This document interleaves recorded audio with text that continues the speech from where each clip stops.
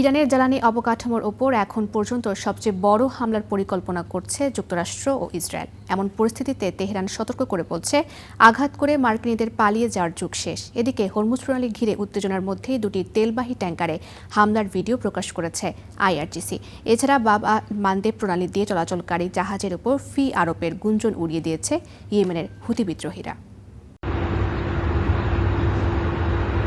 Hormuz প্রণালীতে দাও দাও করে জ্বলছে তেলবাহী ট্যাঙ্কার।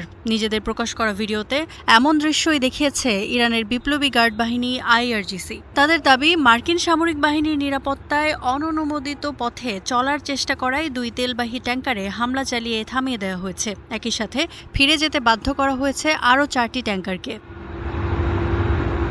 এই উত্তেজনার মধ্যেই আরও কঠোর ভাষায় হুঁশিয়ারি দিয়েছেন মার্কিন প্রেসিডেন্ট ডোনাল্ড ট্রাম্প। ক্যাম্প ডেভিডে মন্ত্রিসভার বৈঠকে তিনি বলেন, ইরানের প্রতি তার আস্থা প্রায় শেষ হয়ে এসেছে। একই সাথে তিনি স্পষ্ট করে দেন, প্রয়োজন হলে যুক্তরাষ্ট্র আরও কঠোর সামরিক পদক্ষেপ নেবে। ইরানের উপর আমার বিশ্বাস কমে যাচ্ছে।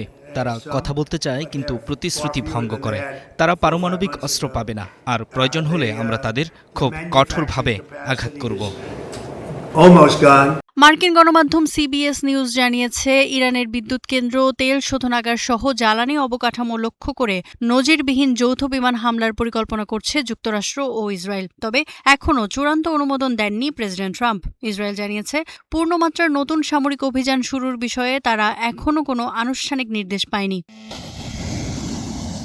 এদিকে কুয়েতের আহমদ আল জাবের মার্কিন বিমান ঘাঁটিতে ক্ষয়ক্ষতির চিত্র প্রকাশ করেছে ইরানের সেনাবাহিনী। তাদের দাবি, কেশম দ্বীপে বেসামরিক এলাকায় যুক্তরাষ্ট্রের হামলার প্রতিশোধ হিসেবেই এই অভিযান চালানো হয়েছে।